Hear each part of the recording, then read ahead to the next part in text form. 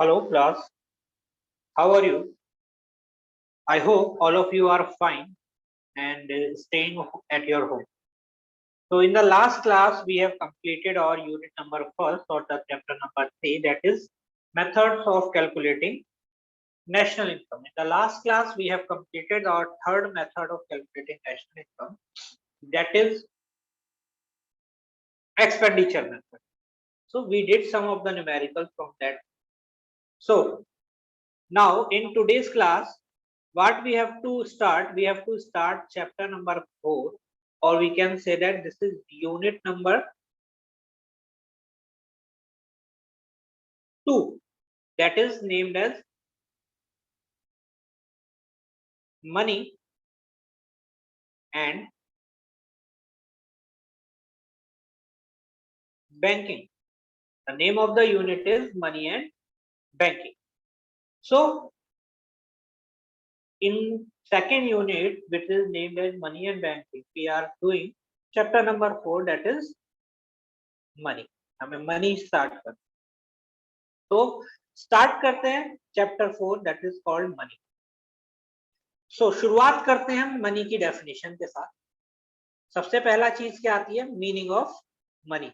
Money क्या होता है? मनी का मतलब क्या होता है? Anything which is commonly accepted as medium of exchange and have legal acceptance is called money.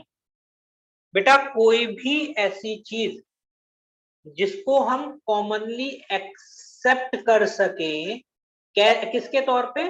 बेटा मीडियम ऑफ एक्सचेंज के तौर पे. किसके तौर पे? Medium of exchange. मतलब एक्सचेंज प्रोसेस क्या होता है? जहां पे कुछ ना कुछ दिया जाता है तो बदले में कुछ मिलता है ना. This is called exchange process. तो जब कोई भी चीज देने के लिए और लेने के लिए हम पैसे को एज ए मीडियम यूज करते हैं, माध्यम के तौर पे यूज करते हैं, और जो भी चीज हम जिस भी चीज को यूज करते हैं उसकी लीगल एक्सेप्टेंस होती है, उसकी लीगैलिटी होती है, उसको हम क्या बोलते हैं? पैसा बोलते हैं. ठीक है जी. This is the simple definition of. अगर हम बात करें फंक्शंस ऑफ मनी कि पैसे का फंक्शन क्या होता है, तो सबसे पहला फंक्शन होता है मीडियम ऑफ एक्सचेंज. पैसा क्या करता है? मनी क्या करता है? मनी सर्व करता है as a medium of exchange.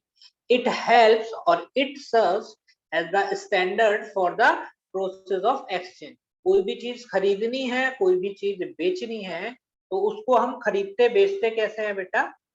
पैसे की टर्म में खरीदते बेचते. ठीक है ना. Only medium which we can use is money. आगे आता है store of value. In terms of money we can store the wealth और we can store the value in terms of money. Money की जो पैसा जो होता है उसकी जो वैल्यू है, value of money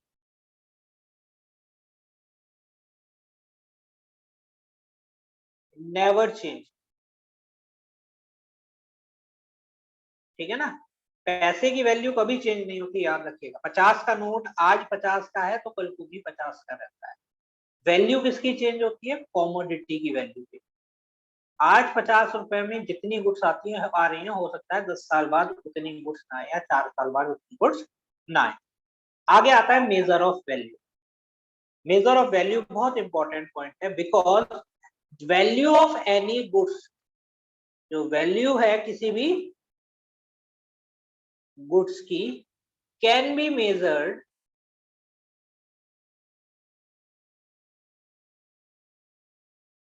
in terms of money.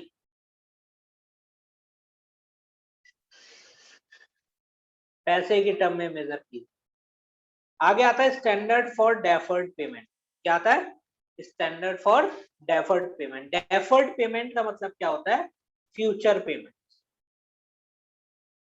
Future payments मतलब it's a kind of contract. आज आपने काम करा लिया, फ्यूचर के किसी डेट को आपको पेमेंट करता है, तो पैसा क्या करता है? उस चीज के लिए स्टैंडर्ड सर्व करता है. जैसे तय हो गया कि भाई फ्यूचर डेट को 50,000 रुपए पे कर, तो द वैल्यू इज 50,000. कॉमोडिटी की वैल्यू चेंज होती रहे, बट आपने 50,000 तय कर लिया तो कितना पे करना है, 50,000 रुपए ही पे करना है, उसकी वैल्यू चेंज नहीं। आगे इसके बाद आता है बार्टर एक्सचेंज। हालांकि बेटा ये टॉपिक कोर्स में नहीं है, लेकिन चीजें समझने के लिए कि पैसे के वो फंक्शन क्यों है, पैसे की जरूरत क्यों पड़ी, वो हम चाहे से समझेंगे बार्टर सिस्टम से। ठीक है जी, बार्टर सिस्टम ऑफ एक्सचेंज, ये हालांकि आप पढ़ भी चुके।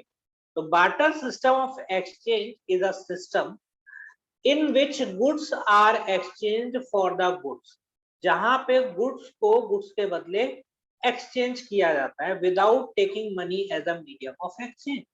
आप पैसे को मीडियम ऑफ एक्सचेंज के तौर पे यूज ही नहीं करेंगे इस सिस्टम में। यहाँ क्या होता है, केला है, केले के बदले सेब ले लिए, और एक को सेब की जरूरत थी, एक की केले की जरूरत थी, आपस में इन्होंने चेंज कर ली। ठीक है जी, this is called barter system. पैसे का इन्वॉल्वमेंट कहीं है ही नहीं। ठीक है, अब क्योंकि एक सिस्टम है और ये सिस्टम बदला, तो क्यों बदला, क्योंकि इसमें कुछ कमियां होंगी, कुछ खामियां होंगी, कुछ लैकबैक्स। तो देखिए आगे आते हैं drawbacks of the barter system. क्या आता है बेटा, drawbacks of barter system. Barter system की क्या ड्रॉबैक, तो देखिए सबसे पहला आता है double coincidence of barter. Double coincidence of bond का मतलब क्या है, कोइंसिडेंस का, डबल कोइंसिडेंस का मतलब क्या है कि दो लोग हों,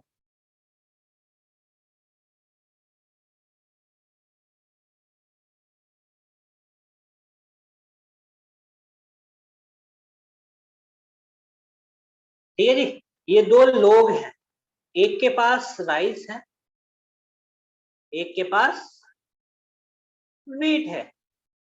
अब इस व्यक्ति को राइस चाहिए, इस व्यक्ति को वीट चाहिए। सबसे पहला, हमेशा इस तरीके का व्यक्ति मिलना बहुत मुश्किल है। जो चीज आपके पास है वो तो उसको चाहिए, और जो उसके पास है वो आपको चाहिए। To search this kind of person every time, it is very difficult for everyone. तो डबल कोइंसिडेंस ऑफ बॉन्ड। दूसरा आता है लैक ऑफ, हालांकि ये राइस और वीट कॉमन हो जाता है क्योंकि ये बेसिक नेसेसिटी ऑफ लाइफ। अगर मैं शूज की बात करूं, मैं क्लॉथ की बात करूं, मैं ऐसी चीजों की बात करूं जो बेसिक नेसेसिटी नहीं है, तो उनके केस में ये बहुत दिक्कत देता है। आगे आया lack of common unit of value. क्या आया, lack of common unit of value. तो यहाँ पे राइस की जो यूनिट है और वीट की जो यूनिट है वो अलग है। अब वो कोई कहता है कि राइस महंगा, कोई कहता है कि वीट महंगा। ठीक है, वो यहाँ पे जो एक्सचेंज रेट है, इन दोनों के बीच का जो एक्सचेंज है वो फिक्स नहीं, क्योंकि एक कॉमन यूनिट डिसाइड करना, एक कॉमन एक्सचेंज रेट डिसाइड करना कि 1 किलो राइस के बदले कितना वीट, कितना वीट, वो जो एक कॉमन यूनिट है वो मिसिंग है बेटा। तो यहाँ पे lack of common measure, common unit of value, जिसमें कोई भी एक कॉमन यूनिट नहीं है जहां पे हम दोनों को एक साथ नाप सके। आगे आता है डिफिकल्टी ऑफ फ्यूचर पेमेंट। इस चीज की difficulty, difficulty of future payment. Future payment करने में डिफिकल्टी आती, ठीक है। जैसे डिसाइड हुआ कि भाई जब राइस होंगे, अभी मेरे पास राइस है, तुम राइस ले लो, जब तुम्हारे वीट कटेंगे तो मुझे वीट दे देना। ठीक है, अब उसमें बहुत सारी चीजें हो सकती हैं, वीट खराब हो गए, फसल खराब हो गई, ठीक है, वीट की प्रोडक्शन उतना नहीं हुआ, ठीक है, तो बहुत सारे रीजन हो सकते हैं जिस वजह से एक डिफिकल्टी आ सकती है फ्यूचर पेमेंट। वो उतना वीट नहीं दे पाए जितना उसने तय किया था, या कुछ भी। ठीक है, आगे difficulty of storage of value. क्या आ गई, difficulty of storage of value. किसी भी वैल्यू को स्टोर करने में डिफिकल्टी आती है, परेशानी आती है। किस तरीके की परेशानी आती है बेटा, कैसी परेशानी आती है, तो परेशानी होती है सर कि हम कोई भी चीज स्टोर कर, ठीक है, अगर हम बात करें वीट, राइस,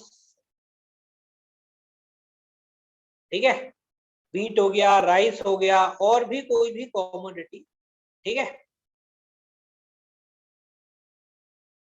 जो पेरिशेबल नेचर की, मतलब जिसका नेचर कैसा है, ज्यादा लंबे टाइम तक नहीं चल सकती, खराब हो जाती है, तो उस कॉमोडिटी की टर्म में हम कभी भी वैल्यू को स्टोर नहीं कर सकते, क्योंकि ये क्या है, खराब हो जाती है एक टाइम के बाद, ठीक है जी। जिसका भी नेचर पेरिशेबल है उसको हम स्टोर करके नहीं रख सकते, तो डिफिकल्टी आती है। तो इन्हीं 4 रीजन की वजह से पैसे की उत्पत्ति। डबल कोइंसिडेंस ऑफ वांड को खत्म करा किसने? Medium of exchange. Lack of common unit of value, इसको किसने खत्म करा? मेजर ऑफ वैल्यू, ठीक है जी। Difficulty of future payment, standard for deferred payment, ठीक है जी। आगे difficulty for store of value, और ये क्या करता था? Standard for store of value,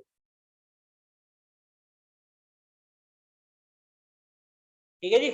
तो ये तीनों ही कमियां पैसे ने पूरी कर दी, तीनों पर्पस पैसे ने सब, वो चारों कमियां पैसे ने पूरी कर दी, चारों पर्पस पैसे ने सॉल्व। अब हमारे पास क्या आती हैं? अलग अलग टाइप के मनी आते हैं, forms of money, that is fiat money, fiduciary money, full bodied money, credit money. बेटा इस चैप्टर से मोस्ट फ्रीक्वेंटली आस्क्ड क्वेश्चन, सबसे ज्यादा ये पूछे जाते हैं, और प्रैक्टिकल में भी एग्जामिनर बहुत पूछता है। शुरुआत करते हैं फिएट मनी। क्या होता है फिएट मनी? तो it refers to that money which is issued by order और authority of the government, example notes and coin. कौन से नोट्स और कॉइन की बात हो रही है? जो करेंसी नोट, ठीक है, करेंसी नोट्स और कॉइन की बात, ठीक है। तो करेंसी नोट और कॉइन जो है उनकी बात हो रही है। It refers to that money which is issued by the order और अथॉरिटी ऑफ द गवर्नमेंट, या तो कोई गवर्नमेंट के ऑर्डर पे इशू करी गई हो या गवर्नमेंट अथॉरिटी के द्वारा इशू करी गई हो, उसको फिएट मनी बोलते हैं। जैसे हमारे करेंसी के नोट जो होते हैं 10, 20, 50, 100, 500, 2000, ये नोट सब जो है गवर्नमेंट के ऑर्डर पे इशू। तो सर एक का नोट जो है वो, बेटा एक का नोट कभी भी सरकार के ऑर्डर पे इशू नहीं होता, ठीक है ना। कभी भी गवर्नमेंट अथॉरिटी इशू नहीं करती, मतलब आरबीआई इशू नहीं करती। इस चीज को लेके हम नेक्स्ट चैप्टर में पढ़ेंगे, 1 रुपी नोट वाली कहानी अगले चैप्टर में पढ़ेंगे, परेशान होने की बात। इसके बाद आता है फिड्यूशियरी। फिड्यूशियरी मनी क्या होता है? It is it is that money which is accepted as a medium of exchange because of the trust between the payer and the pay। payer पैसा देने वाला, pay पैसा लेने वाला, इन दोनों के बीच में एक दूसरे के ऊपर ट्रस्ट होगा, तभी जो है पैसा लिया या दिया जा सकता है। इस पैसे को, ये एक्चुअली में पैसा नहीं होता फिड्यूशियरी में, इसको हम पैसा कंसिडर करते हैं एक दूसरे के ट्रस्ट में। मैंने एग्जांपल दिया, जैसे चेक या बिल्स ऑफ एक्सचेंज, आपने 11th क्लास में कॉमर्स वालों बच्चों ने पढ़ा होगा, बीआर बिल्स रिसीवेबल और BP, these both are negotiable instrument, ठीक है, और चेक भी एक नेगोशिएबल इंस्ट्रूमेंट। तो वहां से निकल के आया एक, आपको मैंने एक ये फॉर्मेट बना के दिखाया हुआ है चेक का, किस तरीके का एक चेक होता है, ठीक है। तो फिड्यूशियरी मनी क्या होता है? This is not an actual money, इसको हम एक दूसरे के ट्रस्ट पे, एक दूसरे के विश्वास पे ही क्या है, पैसा कंसिडर करते हैं। आगे देखें क्या आता है फुल बॉडीड मनी। क्या आता है बेटे? Full bodied money. तो it refers to the money in terms of coins whose commodity value is equal to the money value as and when these are issued। बहुत अच्छी बात। फुल बॉडीड मनी क्या होती है? सबसे पहला फुल बॉडीड मनी में कॉइन्स आते हैं, मैंने आपको बता ही दिया पहले कि कॉइन आते हैं, कॉइन क्यों आता है सर, कैसा आता है? बेटा हर एक कॉइन किसी ना किसी मेटल से बना होता है, मेटल कह लो, मटेरियल कह लो, तो इस मेटल की कोई ना कोई कॉस्ट होती है, और एक होता है, इसको कॉस्ट को हम बोलते हैं क्या, कॉमोडिटी वैल्यू। ये मेटल जो है, इस मेटल की कॉस्ट जो है, this is called value of commodity. ठीक, वैल्यू ऑफ कॉमोडिटी। उसके बाद आता है फेस वैल्यू। फेस वैल्यू क्या होती है? फेस वैल्यू होती है, for example this is a 5 का सिक्का और उस पे ऐसे करके 5 लिखा हुआ है, तो इसकी फेस वैल्यू क्या है, जो इसके फेस पे, जो इस सिक्के पे लिखा हुआ है, दैट इज 5 रुपीज। तो इसकी जो मटेरियल की वैल्यू है, इसकी जो मेटल की वैल्यू है, वो इसकी फेस वैल्यू के अगर इक्वल है, तो that is called full body. और अगर जो मटेरियल, जो फेस वैल्यू है, अगर face value is more than commodity value,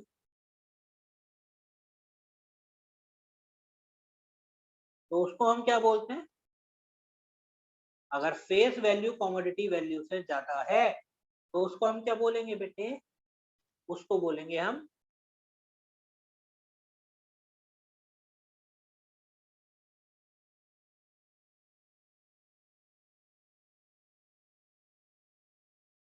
okay, एक पॉइंट लिखने से रह गया, that is called credit money. ठीक है, उसको हम क्या बोलेंगे? क्रेडिट मनी बोलेंगे। This point I just forget to write, उसको हम क्या बोलेंगे? Credit money. तो क्रेडिट मनी क्या होता है बेटा? जहां पे फेस वैल्यू जो है पैसे की, वो किससे ज्यादा होगी? उसकी कमोडिटी वैल्यू से ज्यादा होगी। ठीक है, उसको हम क्या बोलेंगे? क्रेडिट मनी बोलते हैं। अब इसके बाद अगली चीज आती है मनी सप्लाई। क्या आती है? मनी सप्लाई या सप्लाई ऑफ। तो मनी सप्लाई और supply of money is the stock concept. Stock concept हमने शुरू में पढ़ा था, स्टॉक और फ्लो इकोनॉमिक्स में, है ना, सर्कुलर फ्लो ऑफ इनकम में। तो ये क्या होता है? मनी सप्लाई क्या होता है? एक स्टॉक कॉन्सेप्ट होता है। It refers to the total stock of money held by the people of a country at a particular point of time. एक टाइम पे हमारे देश में लोगों के पास कितनी करेंसी है, उस करेंसी की जो वैल्यू है, वो क्या होगा? स्टॉक ऑफ मनी या मनी सप्लाई। ठीक है जी। इसके बाद अगला आता है मेजर्स ऑफ मनी। क्या आते हैं? Measures of money supply. कौन कौन से होते हैं? M1, M2, M3, M4, 4 major होते हैं बेटा। लेकिन हमारे कोर्स में क्या है? केवल एक ही मेजर है, दैट इज M1। क्या होता है M1 मेजर? देखते हैं। तो M1 measure of money supply क्या होता है? तो M1 is equal to C plus DD plus OD, where C is currency held by public, DD demand deposit, and OD other deposit। ठीक है जी। तो these are currency held by public, demand deposit and other deposit. These are the measure of M1. M1 is calculated currency held by the public plus demand deposit plus other deposit. This is the M1 measure of money supply। इसी के साथ छोटा सा chapter था, ये यहाँ पे खत्म होता है। नेक्स्ट क्लास जब भी होगी, उसमें हम शुरू करेंगे बैंकिंग वाला चैप्टर। बहुत इंटरेस्टिंग सा चैप्टर है, बढ़िया चैप्टर है बैंकिंग को लेके। बैंकिंग सिस्टम के बारे में इंडिया के कुछ पढ़ेंगे हम, और वो सारी चीजें हमको पढ़ेंगे। ठीक है, तो इतना ही रखते हैं आज। आज की क्लास में इतना रखेंगे। आशा करता हूँ आपको चीजें समझ आई होंगी। If you are having any doubt, any problem related to this chapter, you can ask from me. Till then, अपना ख्याल रखिए। Thank you and have a very nice day.